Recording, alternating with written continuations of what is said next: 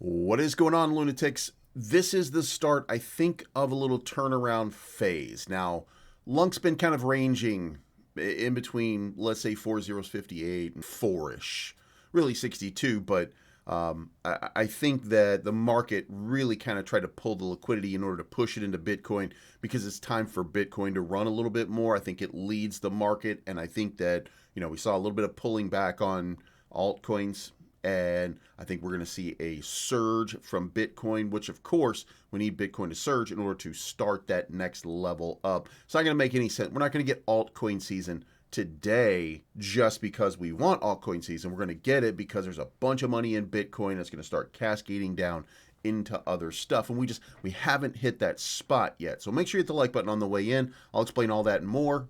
Let's go. Before we get started, trobits.com. Guys, 169,000 was burned yesterday. Every day they're burning in the neighborhood of 150 to 100,000 Terra Luna Classic. And that's just with minimal effort. If you guys just go to this website every single day, engage with this content, enjoy the content that they provide, and then engage with these ads, then guess what? You're going to be helping and contributing to burning more Terra Luna Classic. And what's wrong with that? That's perfect. That's exactly what we want to see. So go to trobits.com today. Also proud to announce I'm giving away $300, $100 to 3 lucky people if you are a Terra Casino player, and if you're not, sign up today.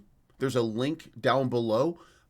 If you sign up, then put your username in the comments down below. I'm going to give away 3 users $100. We're going to do this from now until Friday. Every day we're going to check it, and we're going to take everybody. We're going to do a roll, and we're going to give away $100, 3 separate. So make sure that you engage with terracasino.io. Okay, a lot of stuff happened over the weekend. That's usually a sign that there's some activity and that there's an expectation of something getting ready to happen. And I don't mean the market pumping or anything like that. I mean that, people are starting to look at Terra Luna Classic and they're getting some ideas here. And some of that speaks of frustration, everything. So let's talk about it. It's fantastic. Compensation for layer 1 code contribution, and that's from Classic DAO. I'm going to leave it to you to read that, figure out for yourself. Expansion of the Terra Luna Classic ecosystem through a bounty community movement, which is also popping up. And then, of course, we had the 3 additional Binance wallets. Now, how did the voting go? Well, the additional Binance wallets are passing. We're good to go on this one. That hasn't closed yet, but we've reached the pass threshold with no problems. Also, 12.171, which I think is a very important one. This is your exit strategy here, but it's a request to inject liquidity for Terraport DEX as outlined by Prop 12.171. Prop 12.171, as you guys may have noticed, was right here. 25,000 in USDC, 25,000 in LUNC as a place for you to off-ramp your cryptocurrency and using USDC, which is now on the Luna Classic chain. So, this would be a real win, I think. And if not a win necessarily for Terraport or Luna Classic directly, number one, for the synergy of that relationship, and the reason for that would be because you now have an official off-ramp where if you want to cash out, and currently, we're basically running on a swap function, and then we're subject to centralized exchanges. This would create a more DeFi protocol, a more DeFi way of doing it, and USDC suddenly becoming the darling of the industry over the last couple of days. Now, Tether still reigns supreme, but with USDC starting to have these little pieces of news coming out, for example, they're partnering with a couple of different countries to become like main currencies. Like, there's some weird stuff happening with USDC. So I think it's a great opportunity to be in right now. Nonetheless, then you have the validation of the European, the EUTC repeg with an idea here. And everybody so far, and really when you look at it, there's no with veto from Interstellar and Jizz Lord. And I don't think this one's, once you've got that much negative right away, I don't think that you're going to get in. I don't know.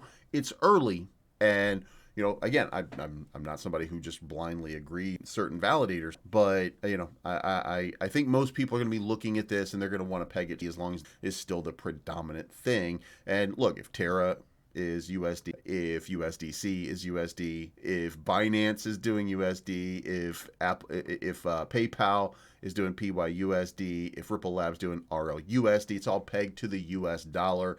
Doesn't really make a lot of sense here. And by the way, it's a great proposal and a great idea and concept, but I mean, unless it's the US dollar, I don't think there's going to be a thirst for it. So let me know what you think, by the way, in the comments down below. I just don't think this is going to pass. As far as meme coins go, not a ton of movement. Utility coins, not a ton of movement. Fund down 11% on the day. Garuda X up 3.5%. Juris up. A little bit of movement, but not a whole lot. Okay, so as far as the overall market, you can see that it corrected. It went up.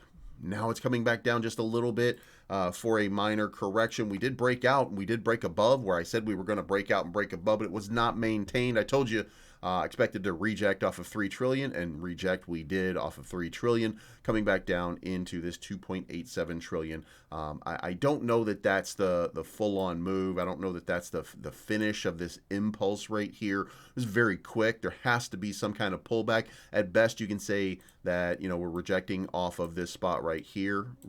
So, you know, maybe the worst is behind us and we're just going to kind of pump on. But this is a very big and very volatile week because the Fed is meeting in the United States, and we should get some information about rate changes, if any, or whether they'll stay the course with the market. Are they hawkish? Are they dovish? What is their overall feeling? So let's talk Luna Classic.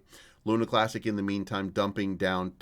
By the way, nothing is invalidated by what I told you guys. It's just drawing itself out. And we expected along the way that there was going to be some draw out because of that. And if you look at this, you should be encouraged by this, because what I've done is I've offset this by just a little bit. And you'll note that in this little spot right here where I actually think that we are zooming out here just a bit, you can kind of match up this little bottom here to this little bottom here, this little top here, this bottom here, this top run up here, right here. Now we're in this little cut right here, and we're either like in this spot right here because we had that little quick move right there and we're about to take off, or and by the way, the global liquidity is still flowing in. I hope that made perfect sense to you guys when you look at it. But ultimately, you're looking at this thing playing out real time, and you're about to see this sort of spike continue to happen. And I think that little spike continuing to happen probably means a whole lot ultimately in this market. I do think that we're on the cusp of a gigantic end here. Do I have the days right? No, of course I don't. This is offset just a little bit. So this is an art. It's not a science. It's just trying to time it. And look, you can't really time the market. So you just do the best that you can to look at things and say, well, you know, the trends are flowing in a specific direction. Maybe that means we're going to. So I do think that we're still going to continue on, and we're going to pop to the top of this little range right here. So, you know, I would expect a little 3X coming very, very. As far as volume goes, just way down, you know, continues to be a problem. And by the way, look at this. You're going to have one of those days pretty soon. USTC is going to outperform Luna Classic. And look, I think we saw that maybe once, maybe once. So, and in all fairness, remember when I tell you that the markets are cooling off, 24-hour volume is down to 50. Now we've been talking about the weekend, slow weekends, 75 billion, but we're down to 59. So, and by the way, you don't need a bunch of volume in order to pump the market. You just need sellers to stop selling, right? Well, that's not going to happen unless you have new capital flowing in. But here's the other part to it. And I think this is where you got to hold on tight, because something big is coming, right? 149, Tether is at 149 billion at USDC is a little over 61. So you're talking about between those two, 210, almost $211 billion has been sitting there. And what's that money for? Well, it's to get into the market. If you look at the market cap right here, look at this continue to rise. There's billions of dollars coming into crypto. It just hasn't been allocated as a resource into some of these cryptos, sitting in USDC, sitting in USDT, and it's just kind of, and you can see right here, same thing. If you just go out a month on USDC, a month ago USDC was at 59 billion, now it's at 0.5 billion. So you know, there's billions of dollars continuing to move into these stable coins, and we just haven't seen them deploy their capital into the the things that we like. So you're going to see that happen very, very soon. Now, as far as burns go, 648 million, and we are not burning nearly enough, but the tale as old as time.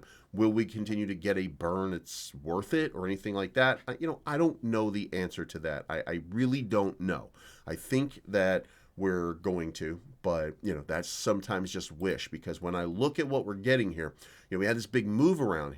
Now, one of these obviously is going to be one of these big moves. While it burns, probably going to accidentally have been, I don't know for sure, or somebody OKX or the way, but take those out, and you're talking about 19 million in burns. You're talking about in burns. Like, we need 100 a day. We need days at least 50. 50 over 7 days is 350, right? We need 100 million per day over 7 days. That's 700 million. That's what we're averaging right now with our gigantic burn. So we're not burning nearly enough, and a lot of that comes down to not having a repeg, not having an effective burn that's really, really working for all of them. And look, somebody's going to have to step up. We need a hero. Put your cape on, developer.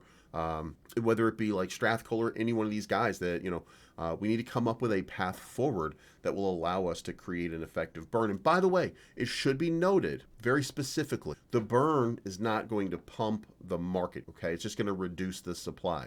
So the burn, in so much as a burn will help, would only help at the reduction of the circulating supply. It doesn't add value to what we're doing. So don't confuse the two pieces here. There's the number of tokens, which is very important, and then there's the overall market cap. We need a market cap in the neighborhood of 10 to 15 to 20 billion as a good stable spot to kind of hold right there. And if we were to do that, and we were to do that right now, we'd be talking about a move of, I'll just show it to you, 40x. So 40x from where we are would be about a 10 to 15 billion market cap, because we're at 322 million right now. So what I told you guys, my expectation of 40x, that still holds true.